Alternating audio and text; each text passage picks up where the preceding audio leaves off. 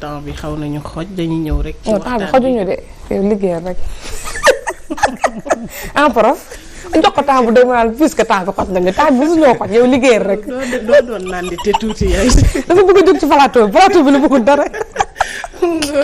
gis nga comme niñ koy defee rek ci weeru octobre bi di wax ci wàll cancer yi nga xamante ne bii mooy faral di gën di dal jigéen ñi Aïcha gis nga durant mois bi yëpp ñu ngi doon wax ci cancer du sein ak leneen mais dafa am beneen cancer boo xamante ne bi dafa sonal jigéen ñi. muy cancer du col de l'utérus muy cancer bi nga xamante ne bi day jublu ci wàll butitu njurukaay jigéen ñi loolu ne nag ci lañ gën a fas yéene waxtaan comme ni nga ko waxee muy laaj ci nga posé. lan moo koy indi naka ngay def ba mën ci faju ak yooyu yëpp dinañ ci ñëw ak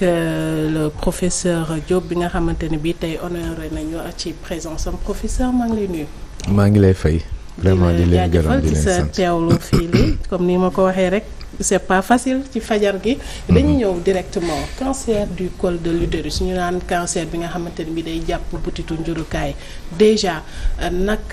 yan façon cancer la ak mooy lan. waaw cancer du col de l'utérus muy col de l'utérus moom la ñuy wax buntu butitu njurukaay mooy li nga xam ni ci butitu njurukaay li féete ci fi nga xam ni fi la ku jigéen ki di sëyee moom la ñuy wax col de l'utérus man damay sawar torop waxtaan ci cancer boobu ndax cancer la boo xam ni bu ñu jëlee matuwaay yi ci war bu ñu defee liñ ci war a def dina nekk cancer boo xam ne mën nañ ko éradiquer d'ailleurs tey jii ci recommandation OMS et même de l'ONU c'est de faire en sorte qu'avant 2035 que 90% cancer yooyu ñu mun ko faj ñu mën a aussi vacciner xale yi à hauteur de 90% et ñu mun a aussi jigéen boo xam ne nekk na ci âge u dépister au moins 70% ñu mun leen dépister cancer boobu particularité am li nga laaj noonu ci parce que dañuy wax butitu njurukaay mais dafa am ñaari cancer yoo xam ne bokkuñu cancer bi nga xam ne ci buntu butitu njurukaay bi la nekk muy wax cancer du col de l'utérus boobu la ñuy dépister mais am na beneen cancer boo xam ni ci corps bi la nekk maanaam fi nga xam ni fa la fœtus bi di màggee fa la nit ki di màggee quoi bu nekkee ci biiru yaayam boobu cancer du corps de l'utérus la moom la ñuy wax cancer de l'endomètre bokkuñu âge yu ñuy survenir cancer du col c'est beaucoup plus à un âge beaucoup plus jeune aux alentours de la trentaine quarantaine alors que bële c'est un cancer de la femme qui est déjà ménopausée donc bokkuñu bii moo gën a fréquent mooy cancer de l'endomètre bi waaw endomètre moo gën a rare mooy boobu en général jigéen boo xam ne dafa bàyyi faute depuis 5 ans 10 ans commencé di gisaat deret noonu lay manifesté wu mais cancer buntu butitu njurukaay moom c'est extrêmement fréquent surtout ci dëkk yoo xam ni amuñu programme de dépistage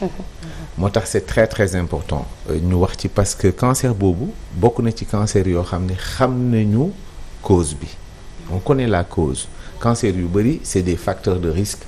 voilà c'est des probabilités c'est sur le plan épidémiologique la ñuy wax ni que boo amee profil bi le risque est plus important mais cancer du col de l'utérus on a identifié les virus qui sont responsables de ce cancer maintenant en général quand on parle de virus les gens pensent au virus du sida ou le virus du Covid alors que c'est complètement différent ce virus-là il ne va pas dans le sang il va rester au niveau du col de l'utérus nekk fa nag di liggéey bu fekkente ni infection bi dafa persister te c'est pas un virus boo xam ne mën nañ ko prévenir uniquement par l'usage de préservatifs bien que le contact sexuel mooy le premier moyen de transport de transmission voilà d'infection mais dafa bëri ay moyens de transmission ce qui fait qu'on ne peut pas se limiter uniquement au rapport sexuel li ma la mën a wax par rapport à pour que ñu xam virus boobu mooy virus bi dès que la fille ou le garçon est en âge lu ñuy wax d'avoir des relations même contact sexuel simplement c'est-à-dire aux alentours de l'adolescence la plupart des personnes partout dans le monde, ça c'est des études qui ont été faites et validées, la plupart des personnes sont infectées virus bi day dugg ci yow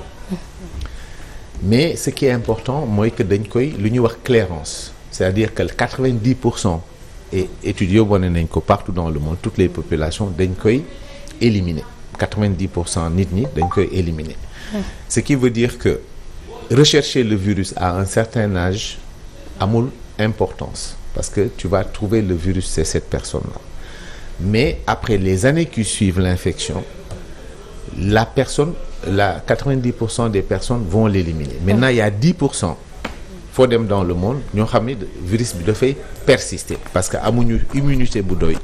wala dañu am ay facteurs favorisants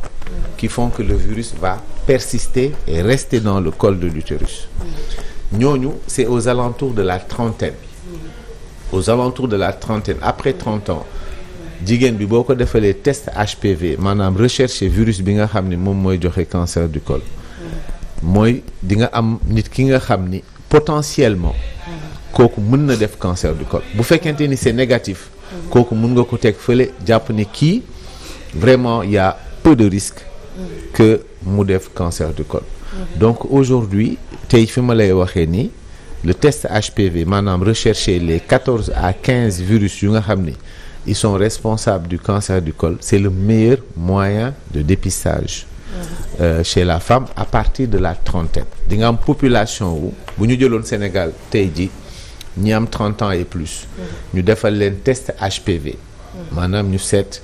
ndax virus bi joxe cancer du col mu ngi seen buntu butitu njurukaay dinañ am nit ñi nga xam ne dañu positif dinañ am population bi nga xam ne ci biir ñooñu mooy ñiy nar a def lésion précancéreuse ak ci biir ñiy def lésion précancéreuse ñan ñoo ci nar a def cancer du col. C'est très important parce que buntu butitu njurukaay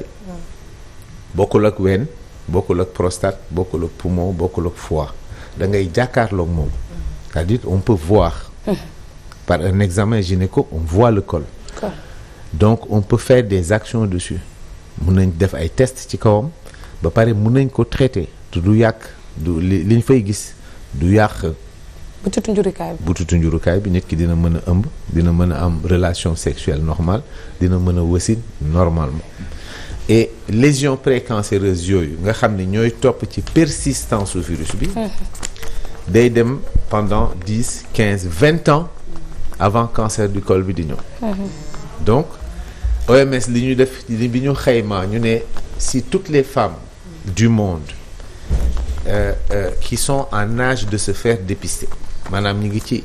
am nañu at yu nga xam ne war nañ leen mën a seet pour xam ndax am nañu lésion précancéreuse toutes les femmes du monde ñu seet leen benn yoon ci seen giiru dund waxuma dépistage régulier tous les 3 ans ou tous les 5 ans mais benn yoon rek cancer du col mën na dellu ginnaaw de 40% la mortalité. li muy faat mën na dellu de 40% moo lay wan ni que benn yoon rek bu fekkonte ni jigéen ñi nekk ci àdduna bi yëpp seet nañ leen benn yoon ci seen giiru dund. Donc moo lay wan ni ay pays développés États-Unis France Europe ñi nga xam ne dañoo am ay programme de dépistage nga xam ne jigéen ñi duñ leen bàyyi dañ leen di seet régulièrement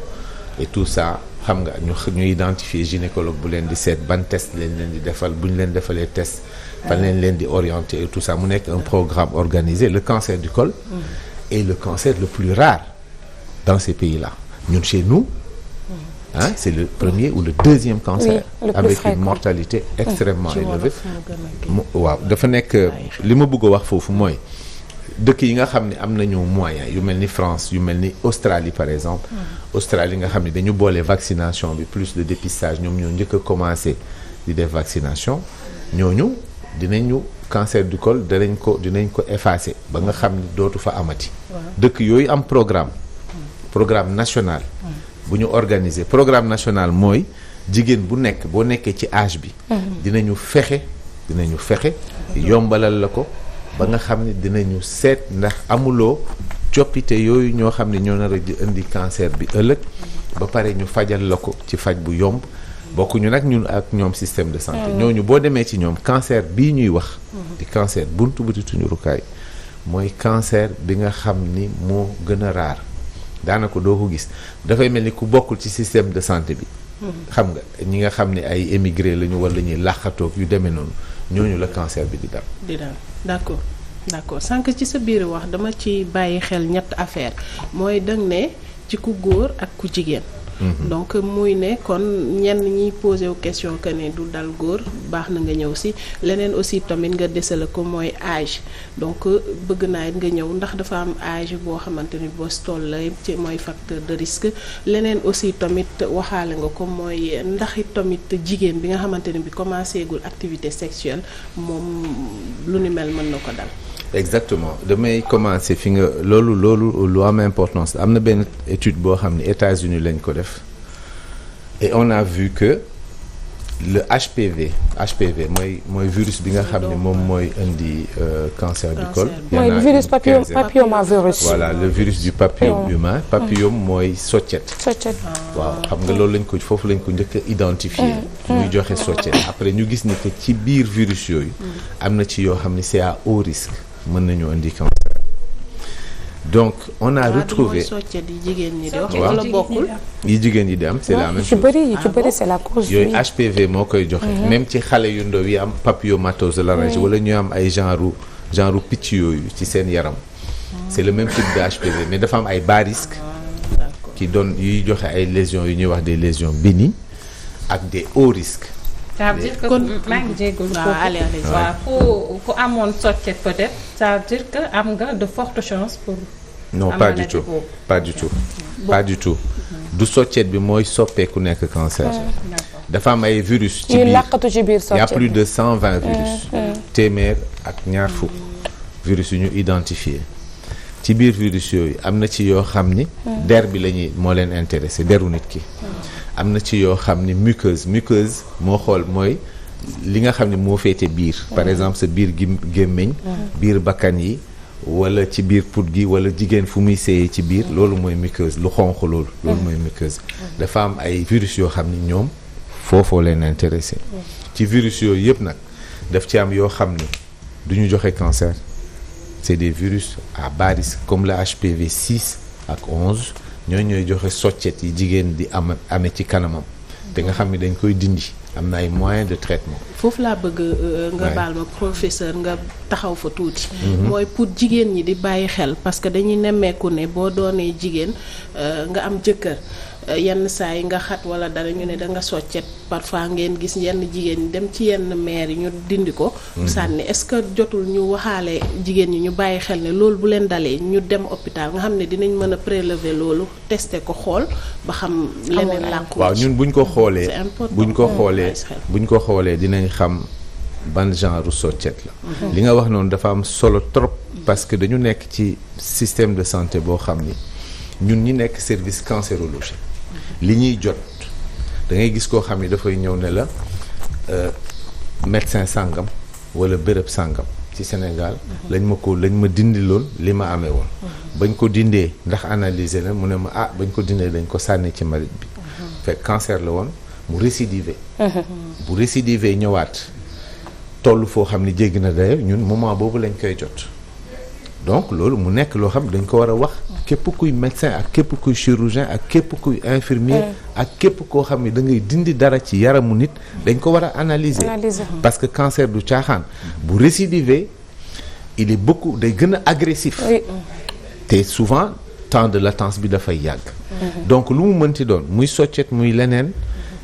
déjà condition yañ koy dindee condition d'asepsie yi war a am parce que nit ki boo lellee dara ci yaramam yaa ngi jàkkaarloog deretam yaa ngi am accès ci deretam bépp doomi jàngoro boo dugal ci deretam xamoo lan nga dugal ci biir deretam ak lan la ko mën a indi ci jëye la nga dindi dañ ko war a yóbbu laboratoire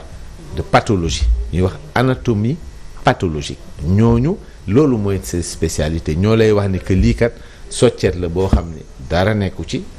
wala bii c'est benn type de cancer la en ce moment-là traitement complémentaire bi doog a ñëw comme nu ma ko expliqué dafa am ay virus yoo xam ni c'est des virus à bas risque maanaam du indi cancer dina indi ay feebar yoo xam ni mën na sonal nit ki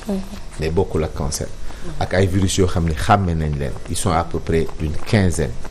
yoo xam ni xàmme nañ leen boo jëlee par exemple HPV yooyu HPV 16 ak 18 ñoom ñoo responsable boo jëlee téeméeri cancer buntu butitu njurukaay juróom-ñaar fukk yi 16 ak 18 la yooyu ñoo am vaccin fii Sénégal donc loolu da lay wan ni aussi la protection bi c'est pas à 100%. Donc dafa am âge bu ñuy dépister bu ñuy defee vaccination pour empêcher virus bi mu dugg avant que xale bu jigéen bi wala bu góor bi parce que yaa ngi laaj question ci góor yi góor day am HPV mais góor amewul col virus pour faire ce type de maladie là mais ci diggante bi lañ koy paasante boo xoolee pays yu mel ni États-Unis yu mel ni Australie dañuy vacciner léegi góor ñi pour arrêter transmission bi parce que bu duggulee ci ku góor ki wàññi nga risque que mu dugg ci ku jigéen ki bien que ce n'est pas du contact sexuel rek mooy moyen de transmission bi. du contact sexuel. Voilà donc ñoom dañuy vacciner aussi góor ak jigéen. Donc dafa am période boo xam ne aux alentours de 9-14 ans. foofu ñàkk bi lañ la recommander avant virus bi di dugg ci butitu njurukaayu xale bu jigéen bi. bu demee ba nga xam ni passé na stade boobu ñëw aux alentours de 25 jëm 30 ans jëm kaw foofu mooy période bu nga xam ni virus ba jot a dugg xale bu jigéen bi mënu ko éliminer amul immunité pour éliminer ko wala facteur am na ay facteurs favorisants yu tax virus bi di fa continuer fa nekk di liggéey kooku dépistage moo ko war dépistage période boobu dépistage bu demee ba dépasser période boobu nag tu vois foofu moo tax le cancer du col c'est aux alentours de la quarantaine cinquantaine vous voyez ce que je veux dire yaa ngi laaj affaire u femme boo xam ni on a trouvé il y a eu un travail aux États-Unis qui a retrouvé le HPV dans le col de l'utérus de femmes qui étaient vierges qui n'ont jamais eu de relation sexuelle donc HPV stratégie bi nga koy xeexee bokkul ak ni ngay xeexee HIV mooy virus du sida bokkuñu kii la transmission peut se faire de la mère à l'enfant pendant l'accouchement c'est ay xale yu juddu nekk ay nourrissons am lu ñuy wax papillomatose laryngée am ay genre picc yu nekk ci seen put yoo xam ni yi il faut ñu opérer leen en général mun na dem ba indi ay problèmes majeurs HPV bi nga xam ni mi ngi woon ci seen butitu njurukaay yaay wala fi ñuy sëyee bi ñuy juddu lay dugg ci seen put mun na aussi virus bu dëgër la boo xam ni bu résistant boo xam ni boo ko bàyyee fii bu ma ko bàyyee ci mouchoir bi ki nga xam ni ñëw na d'ici plusieurs jours plusieurs heures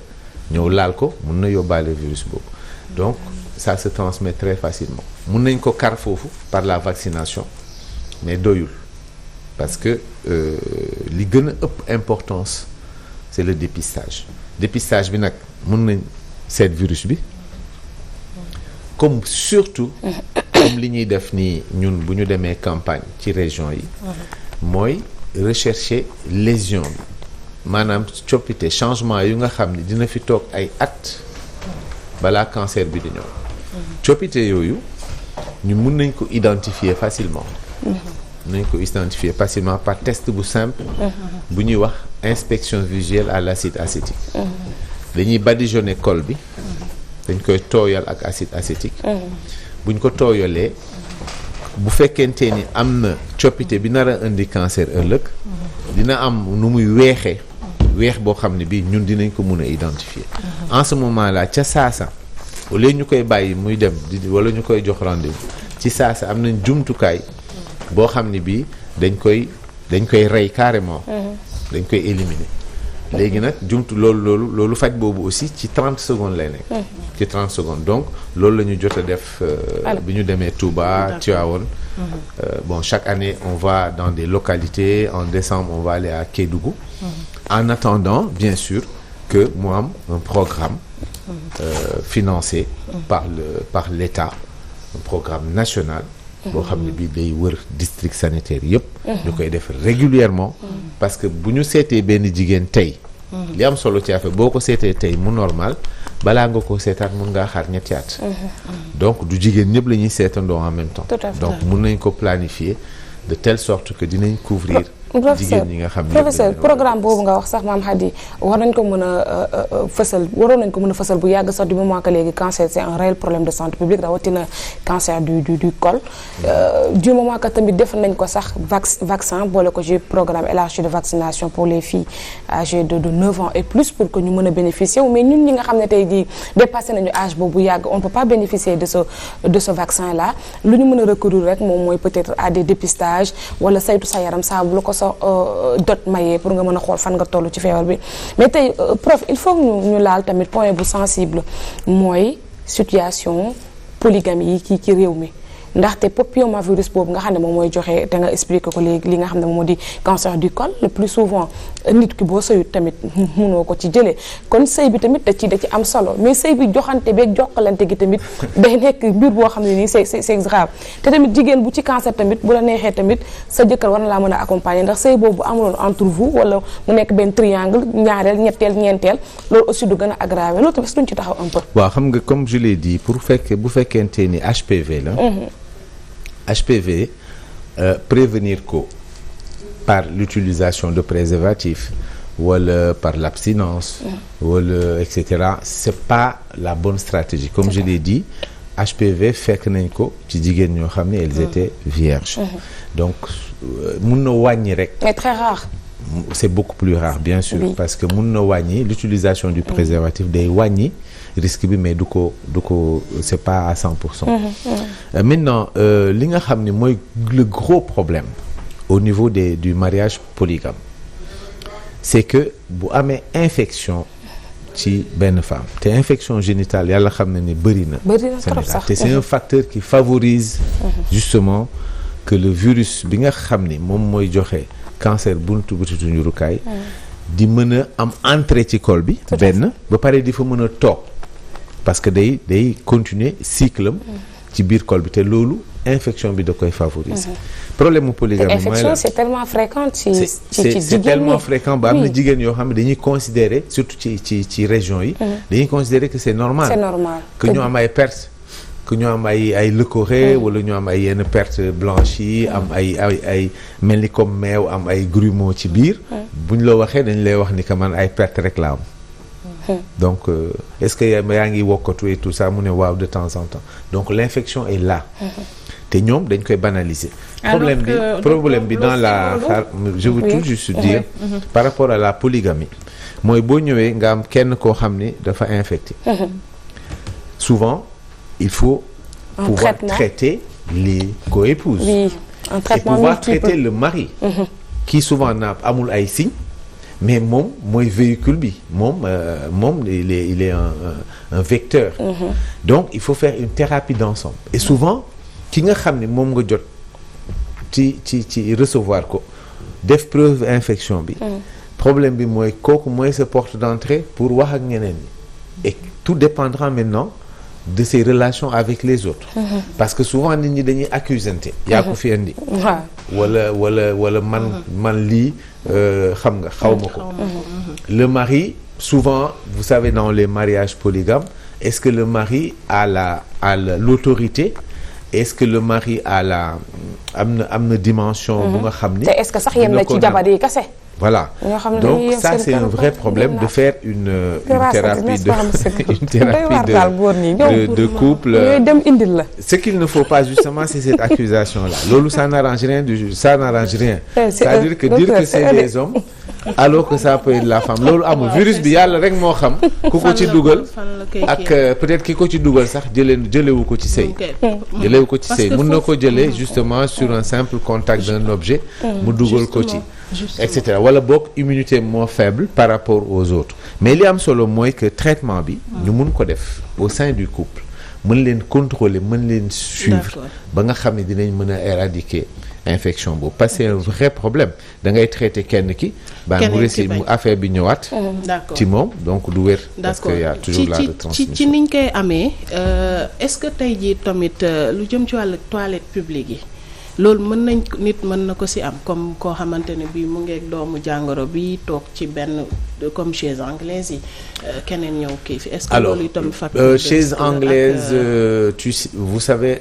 surtout ce qu'on utilise les serviettes yi ñuy paasante promiscuité mën na ko indi. ci piscine. ngeen bokk ci nekk parce que virus bu résistant la. du ma ko exclure. mais ci facteur du ma ko exclure parce que ci yaramu nit ki lay accroché wu. day accroché wu ci deru nit ki. du rek ci biir butitu njurukaay bi lay nekk ci deru nit ki donc nit ki mun na toog ci benn chaise anglaise nit ki keneen ñëw toog ci yóbbaale ko. moo tax transmission bi du foofu mooy problème. le fait de l'attraper. ñëpp xam nañ ni HPV bu ñu jëlee jigéen ñëpp à un certain âge dans le monde aux alentours de l'adolescence pratiquement ñoom ñëpp am HPV waaye loolu laa wax au départ mais dama ne la 90% dañ koy éliminer c'est la clairance loolu la yàlla def virus bi dañ koy éliminer maintenant dafay persister chez certaines dafay persister à peu près 10% yoo xam ne dafay persister ci ñoom virus bi dafay toog du fa jóge ñooñu ñooy ñi nga xam ne dañ leen war a identifier ci biir ñooñu nag tamit du ñëpp ñooy def des lésions maanaam coppite yi nar a indi cancer buntu njurukaay daf ci am une partie ñoo xam ne ñooñu dinañ am ay lésions lésions yooyu nag du ànd ak mettit du ànd ak benn signe. y a pas de signe loolu moo tax ñuy wax dépistage loolu tax ñuy wax dépistage bu ñuy wax dépistage. dañu naan da ngay gis ku naan la waa man de dama yëg lii non dépistage bu ñu koy wax. mooy yëguloo dara nga ñëw ñu seet la identifier la fa nekk di évoluer à bas bruit nga xam ne d'ici 10 ans 15 ans moo nar a indi cancer. maanaam amul benn signe clinique. loo y a xam ne aucun signe clinique boo amee signe clinique. mooy cancer bi bu ñëwee ba nga xam ne léegi cancer bi taxaw na maanaam infection bi am na infection bi persisté na détecté wuñ ko nga def ay coppite ci butitu njurukaay bi yoo xam ne dina def nee naa leen 15 ans ba 20 ans wala mu commencé métastase musuñu la seet musoo def dépistage nga toog 10 15 20 ans musuloo def dépistage ci ñooñu noonu moo ci am ñi nga xam ni cancer bi nag day judd cancer bi bu ñëwee cancer buntu butitu njurukaay bu ñu sañoon foofu duñ fa yegg malheureusement lu ci ëpp jigéen ñi loolu moment boobu la ñuy ñëw nan lay manifesté wu mooy ay saignement maanaam nàcc boo xam ni bokkul ak règle nàcc boobu par tuuti lay nekk ay toq lay nekk du ànd ak benn métit et c'est post-traumatique mooy boo laalulee col bi du saigner mais boo sëyee ba pare mu am tuuti deret wala nga raxas sa kanam tuuti mu am tuuti deret col bi li ñuy wax saignement au contact boo ko laalee rek mu commencé saigner mais tuuti lay saigner minime c'est des saignements minimes souvent nag loolu jigéen ñi dañ naan grawul parce que àndul ak métit parce que tuuti la c'est pas persistant mais da ngay gis noonu la ñuy demee nag ay at ba nga xam ne nag saignement bi léegi dafay bëri. saignement bi dina dem ba jaxasoog règle yi dem ba indi ay anémie dem ba indi benn faiblesse boo xam ni kenn xamul nu mu toll. moment boobu la ñuy ñëw. la ñuy ñëw à l'hôpital fekk na. métastasé na c'est très très avancé. heureusement cancer la boo xam ni contrairement à cancer du sein gaawul joxe métastase. moom il a surtout une évolution locale. day étendre ci butitu njurukaay bi lay étendre wàcc jàpp fi jigéen bi di sëyee dem ci côté yi dem jàpp vessie bi mun na dem ba vessie bi fi jigéen bi di sawee saw bi ba bënn ko ba saw bi di génn ci fi muy sëyee ñun stade yooyu malheureusement c'est des stades très avancés. da ngay gis da ngay loolu la ñuy gis. docteur am nañu laaj am nañu ci bëri tey jii. il y a toujours des moyens de traitement mais c'est beaucoup plus difficile dafay am ay séquelles quoi. parce que day am tuuti séquelles. am nañu bëri peut-être dañuy laajte naan bu fekkente ne def nañu dépistage précoce ba gis ne que la femme là elle n'est pas atteinte de benn quelconque signe pour am cancer est-ce que la moo tax état bi mu doon def en sorte ñu dépister ko ñu vacciner ko foofu benn yoon pour jàppale ko lan moo tax. non c'est pas un vaccin thérapeutique. D'accord. C'est un vaccin on vaccine. préventif genre. Voilà c'est prophylactique. Oui. Avant que le virus pour empêcher virus bi ñëw mais professeur rester ci col bi. donc c'est vraiment les enfants. foofu 9 à 14 ans. très jeunes. foofu jar nañu leer ñu taxaw fa sax parce que fi laa bëggoon ñëw mooy ci vaccin bi dañoo gis ne dafa am benn incompréhension si je peux le dire comme ça mooy biñ ko waxee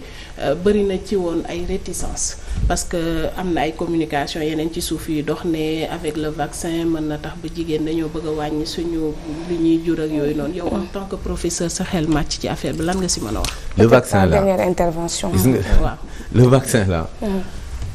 vaccin bi ëpp preuve que c'est efficace mooy vaccin bi parce que dañu am recul. États-Unis Australie les pays scandinaves les pays yi nga xam ne ñoo nekk au nord de l'Europe am nañ ay reculu 15 ans ñu vacciné woon. Il y a suffisamment de preuves que ce vaccin là va empêcher, va diminuer la mortalité et va diminuer l'incidence du cancer du col. te vaccin bi amul benn effet bu négatif sur la vie de la personne et sur sa santé. bii moom jaratu fi sax nekk naan ñu ngi polémique ñun dañu tardé foofu nag. parce que ñun ñëpp xam nañ ni que y a un lobby anti-vaccin dans le monde. vaccin bu fi mënti génn les gens vont envoyer des fake news. surtout ci bii. Colombie mooy pays bi nga xam ni moo gën a jouer ci ay essais yéen fa def. pour vaccin bi mais bi vaccin bi génnee benn nouvelle rek ci benn dans un grand journal à la une on a mis un élève benn élève bu ñu jàpp di ko yóbbu hôpital par urgence ñu ne dafa dee parce que dafa vacciné wu mais vaccin ba yàqu fa.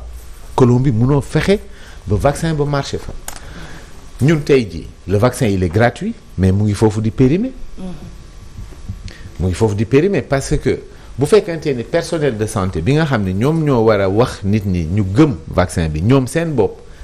fake news bi dugg na seen bopp ba ñoom ñi ngi commencer douter ñu naan dafay ça rend stérile. ben c'est dommage. parce que ñun France bu fekkente ni mooy le pays qui est le plus indiscipliné en matière de vaccin. mais cancer du col rey fa la mu fay rey. D'accord. ñoom sax mun nañ bañ a vacciner sax ndax dépistage mu ngi marché mais ñun. ak li muy rey ci jigéen ñu muy rey aux alentours de la quarantaine. ñu bàyyi fi ay xale yu ndaw des femmes qui sont actives. affaire bi rey leen ba ñun bu ñu fi nekkee di wax naan vaccin bi dafay ça rend stérile.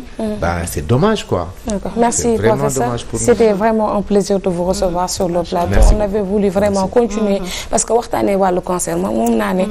émission lëmb la moom rek doyoon na émission mais malheureusement on a d'autres rubriques yu ñu war a dabu jaajëfal bu baax a baax Mame Khady yow tamit si sujet bu am solo bi nga indi. di fàttali professeur Mamadou Diop chirurgien cancérologue chef service cancérologie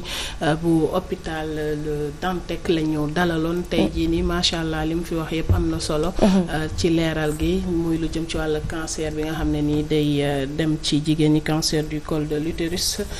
di wax rek jigéen ñi ñuy faral di saytu seen bopp rek ndax ci wér-gu-yaram ci nga mën a bànneexu. d'accord ci wér-gu-yaram moom nga mën a bànneexu jaajëfal bu baax a baax professeur Mamadou Diop ci teewaay bi tey jaajëfal yéen tamit mbokk yi ci topp geek teewlu gi xanaa ñu gërëm soxna Zeyna. def naa la signe dinaa lañ sol sunu jàllaabe def naa la signe te xoolal sa WhatsApp j'étais envoyé un message pour te dire que c'est le moment de porter ce jàllaabe ce beau jàllaabe qui nous vient de Medina Baye. Cheikh Baye Niass moo ñu ko jox. yàlla Cheikh Baye Oumou moom di ko jaajëfal lu baax a baax ak soxnaam vraiment soxna Zeyda Nabou Niass ñu ngi koy jaajëfal bu baax a baax non seulement accueil bi amoon na solo yu vendredi nga sol sa bos voilà ñu man tey sol naa sama bos bien vrai